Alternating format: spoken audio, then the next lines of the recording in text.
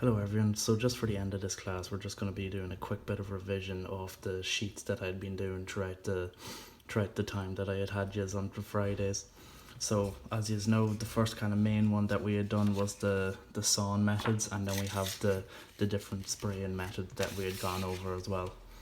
So a few of these different sawn methods had come up in the actual quiz that we've just done, so this is just another quick wee recap on them to drive that information home.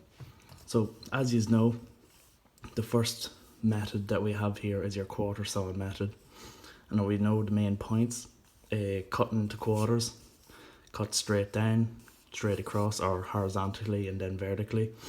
And then what I had done was given these little patterns, so that's still up on the Google Classrooms page, so you all have them little patterns that can show you or help you in identifying the different patterns.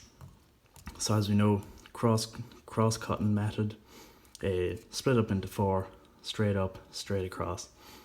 And then similarly to that, split up into four again. This actually came up in one of the questions in the quiz, is the radial sawn method. So as we know, all logs have rays coming out from the center of the wood to the outside, and this is where this method comes in.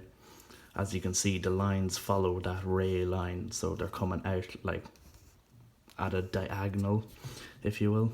And then we have this icon of you have the same quarter as you have in the quarter sawn, but just coming out from that nearly focal point there. And then we have our tangential sawn method down here. So if you remember, a tangent, like we had done in the lesson, I just showed you an example of what a tangent actually is. So you can see here just a circle coming around. A tangent is where a line meets a circle at one point. So essentially it's using the grout rings as a circle, and then the saw blade cuts it at that one point. So it gives this square kind of method. And again, I have a better picture thrown up onto Google Classrooms that you can look back over.